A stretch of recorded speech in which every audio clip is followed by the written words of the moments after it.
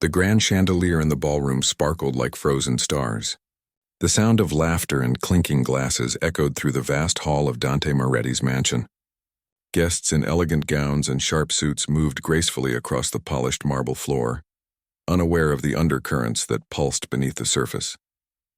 The air smelled of expensive perfume, fine wine, and a faint trace of something darker, something ancient that whispered of secrets long hidden. Celine moved quietly among the guests, balancing a silver tray with delicate crystal glasses of wine. She had worked in the Moretti estate for months, carrying out her duties without drawing attention.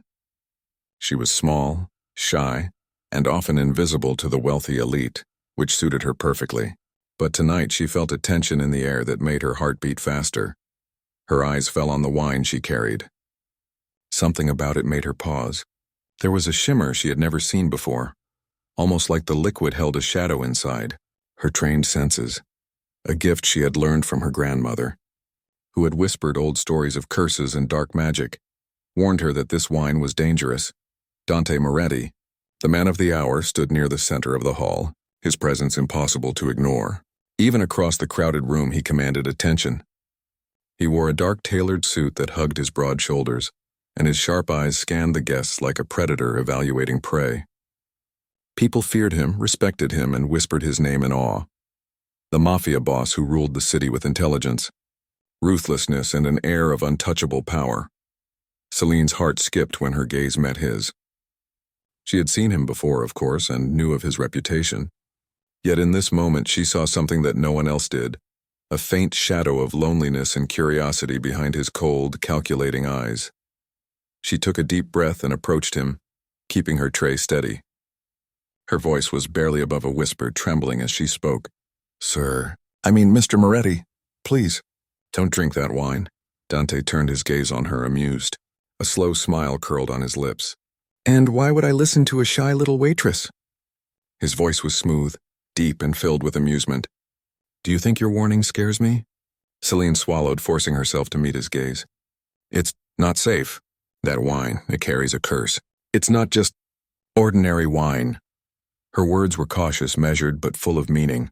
The room felt suddenly colder, as if her warning had stirred something unseen. Dante's smile didn't falter, but his eyes narrowed slightly. He leaned closer, his face inches from hers, and for a moment the laughter and music of the ballroom seemed to fade. "A curse, you say?" he asked, voice low, almost teasing. "What kind of curse?" Celine hesitated. Revealing everything would put her in danger, and yet she could not let him drink it. It can show a person's deepest fears and desires. It's older than anyone alive. It's not meant to be tasted lightly." Dante laughed softly, shaking his head. "Fears and desires, Sounds like every rich man's dream, or nightmare." He reached for the glass, a spark of recklessness in his eyes. Her hand shot out instinctively, touching his. "Please," she whispered. "Don't." Her small hand was warm, but there was something in her touch that seemed to hold him, even for a moment. Dante froze. It was an unusual feeling for him. He was used to controlling everyone and everything around him. But something about her courage, her quiet intensity, made him hesitate. "Interesting," he said slowly, a strange curiosity lighting his expression. "You are brave, little one, to speak to me like this." Celine's heart pounded. She had spoken up, and yet she felt the weight of the unseen forces swirling around the wine. From the corner of her eye she noticed shadows shifting oddly, though no one else seemed to see them. It was as if the darkness itself was watching, waiting. Before she could say anything more, a servant brushed past, nearly spilling another tray of wine. The moment passed, and Dante released her hand, though he did not move from where he stood. The rest of the evening carried on in a haze of elegance and hidden tension. Guests danced, laughed, and drank, but Celine could not shake the feeling of impending danger. She returned to the side of the hall, keeping a careful eye on Dante.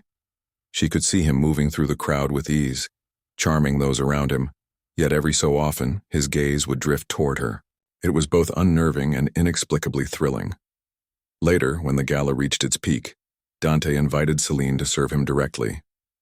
She approached cautiously, holding the tray steady. He reached for the cursed wine again, and this time he paused, studying her face.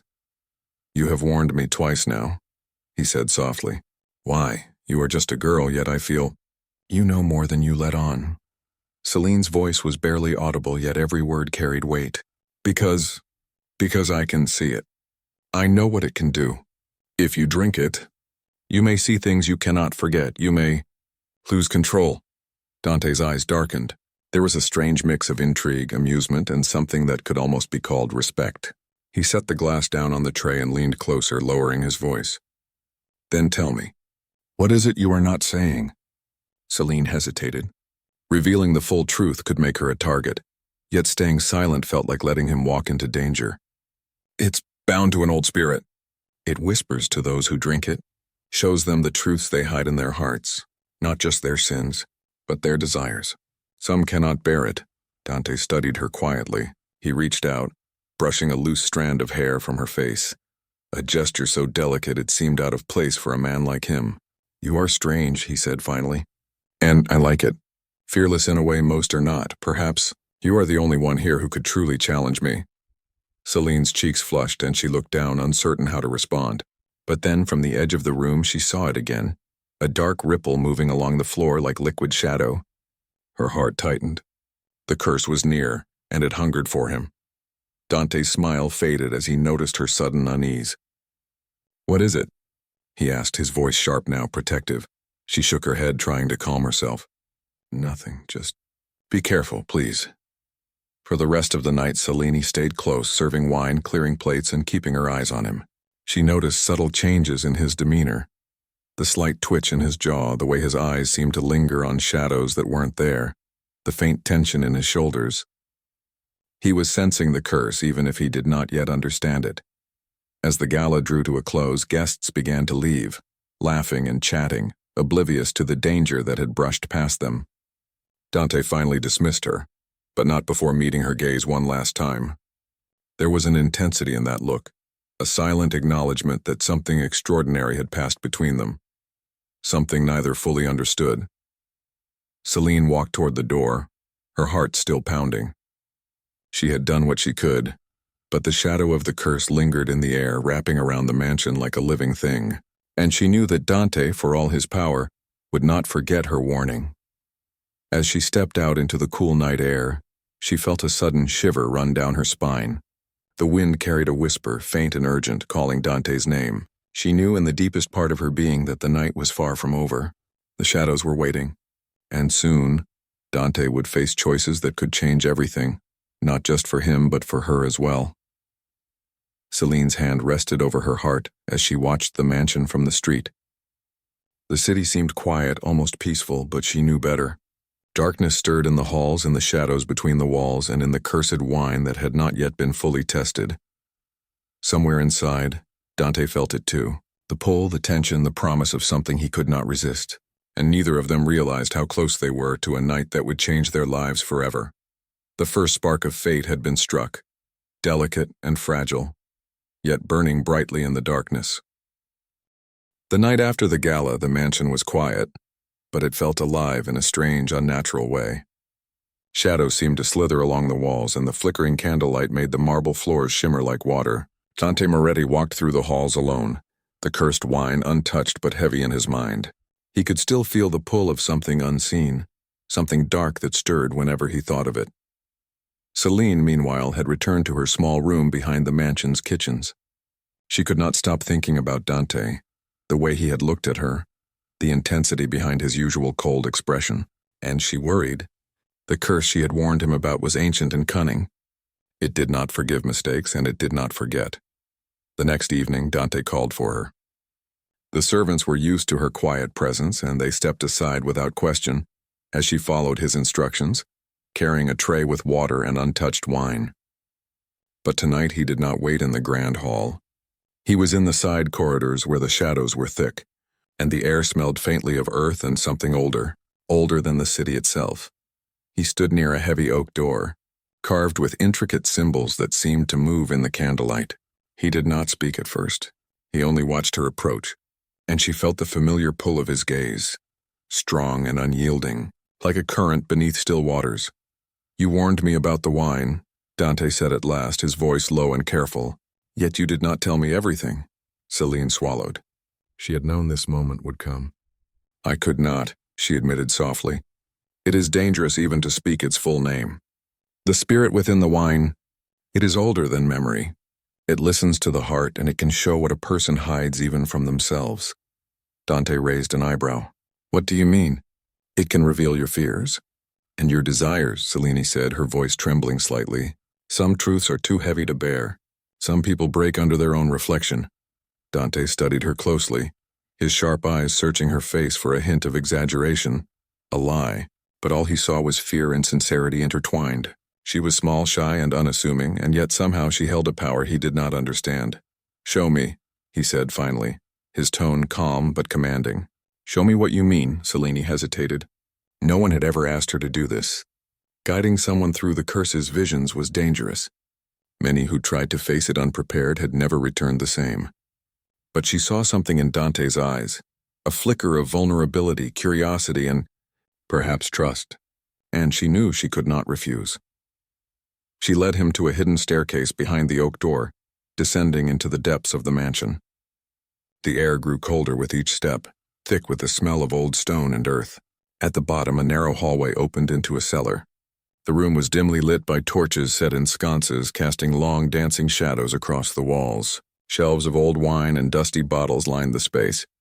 But the centerpiece was a single ancient cask in the center of the room. Its wood was blackened with age, and strange markings spiraled across its surface. This is where it began, Selene whispered.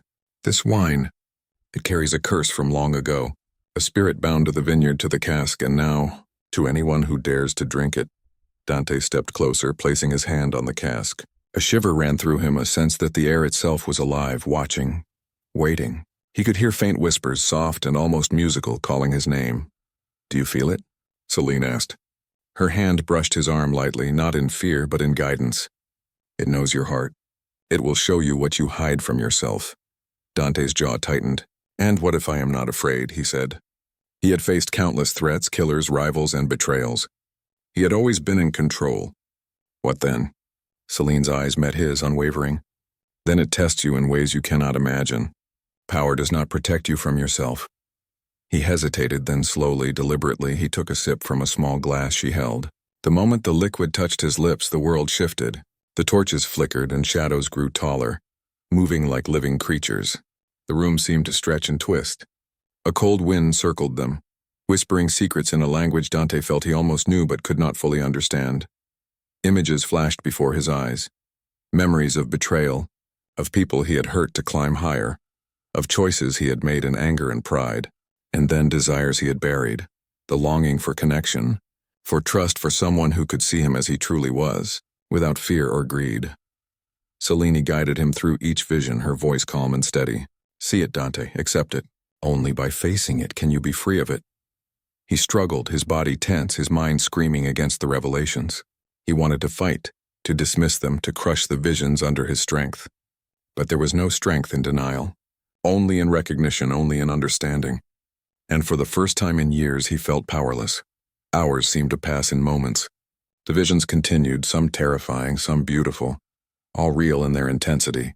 Dante realized that Selene was not just guiding him, she was anchoring him.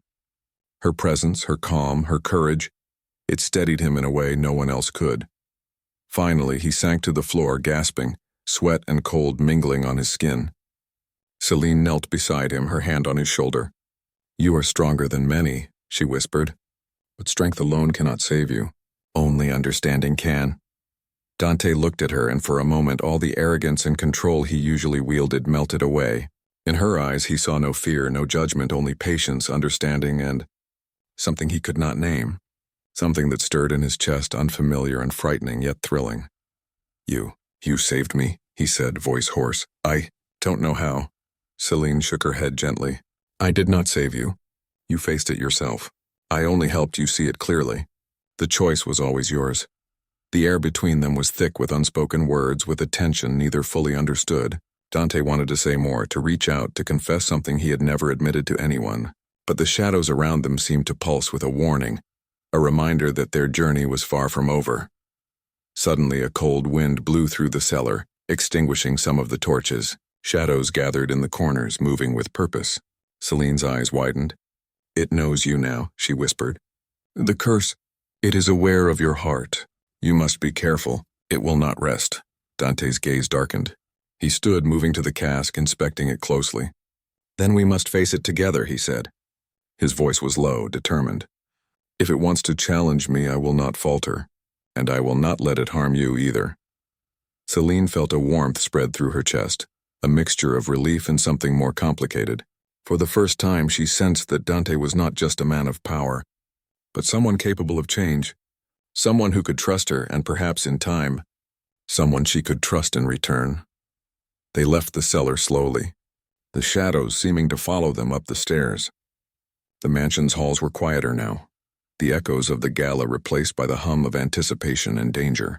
Dante's mind was still full of visions, but now there was clarity, and Celine's presence beside him was a tether to reality, guiding him, steadying him, and stirring emotions he had long buried beneath layers of control and pride. As they reached the main hall, Dante paused. His eyes scanned the room, alert, aware that the curse's influence was not yet gone. You warned me, he said quietly, almost to himself. And I believe you. But there is more, isn't there? Celine nodded, though her lips remained sealed. The curse had deep roots and its power was far from exhausted, and somewhere in the shadows it waited, patient, cunning, and ready to strike again. Dante turned to her, his expression unreadable but serious. We will face it. Together. Celine's heart beat faster at his words. Together.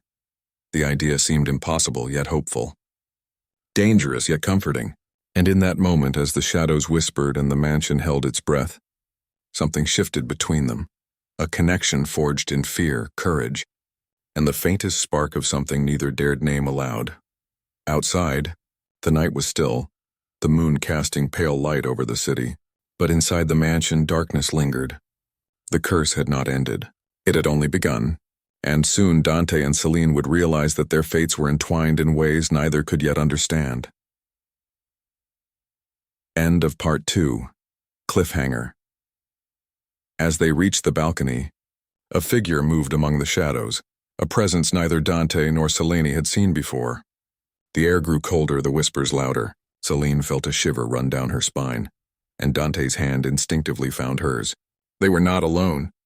The curse had awakened something older, something that watched, waited, and would test them both. And the first spark of danger and desire was about to ignite into a storm that neither could escape. The mansion felt different now. The grand halls, once filled with laughter and light, were shadowed in a heavy, almost tangible silence. The air smelled of earth, wine, and a faint hint of something older, something alive in the corners of the room. Candles flickered as if disturbed by an unseen breath, and the shadows seemed to bend and stretch in ways that made the walls look alive. Dante Moretti stood in the center of the main hall, the cursed wine untouched but looming in his mind. His sharp eyes scanned the dark corners, alert to every movement, every whisper. He was a man accustomed to danger, to threats of violence and betrayal.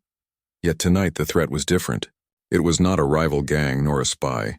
It was the curse itself, alive and patient, and it had chosen him as its challenge. Celine stood near him, calm but alert. Her hand rested lightly on the tray she carried, though it was not the wine that held her attention. It was Dante, and the shadows that seemed to cling to him like a living thing. She had warned him before, guided him through the visions, yet now the curse's full power was awakening. It knows you, she said softly. It feels your strength and your heart. It will not be satisfied until it tests both. Dante's expression was unreadable, but his jaw tightened. Then we face it, he said, voice low, controlled. Together, the air grew colder.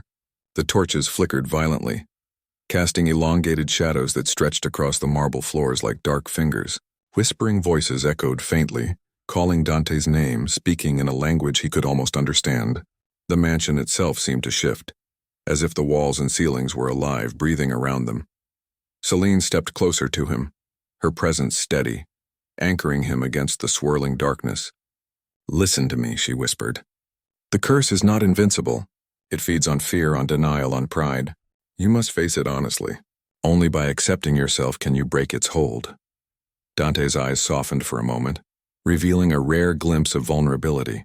He had always been in control, always the master of his fate.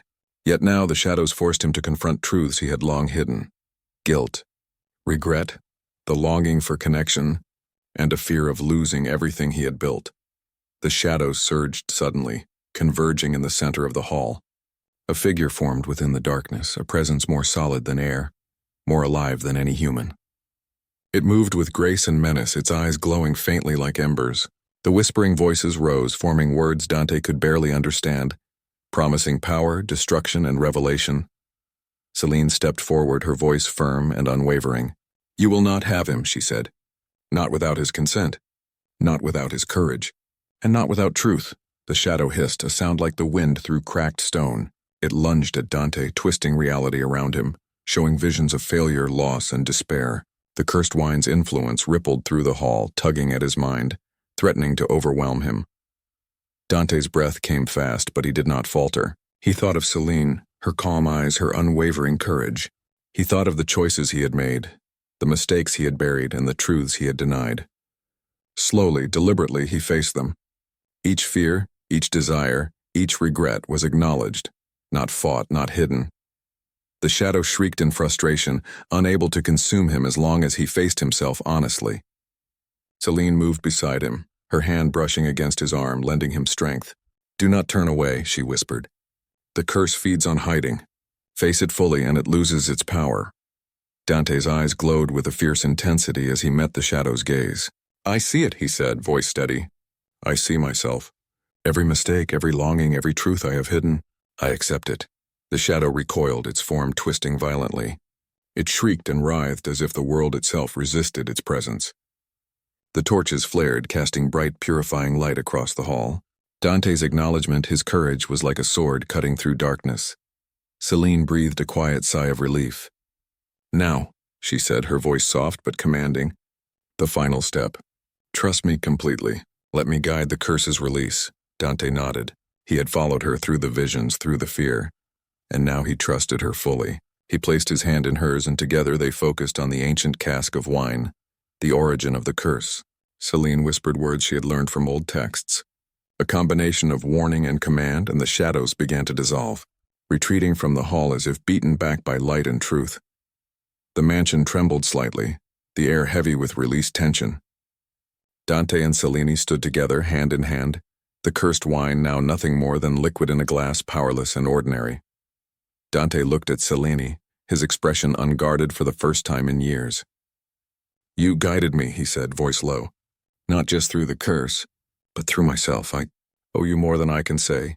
Celine shook her head gently. "You owed yourself. I only helped you see it. You faced it, Dante. You conquered it with courage and honesty. That is something no one can take from you." For a long moment they stood in silence, the weight of what had just passed settling around them. The curse was broken, the shadows gone, yet the memory of it lingered in their minds, sharp and vivid.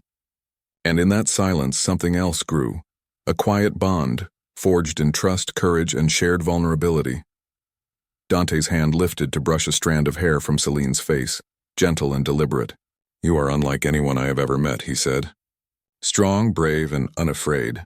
Even in the face of things most would flee, He hesitated, searching for the words. "I cannot forget this night.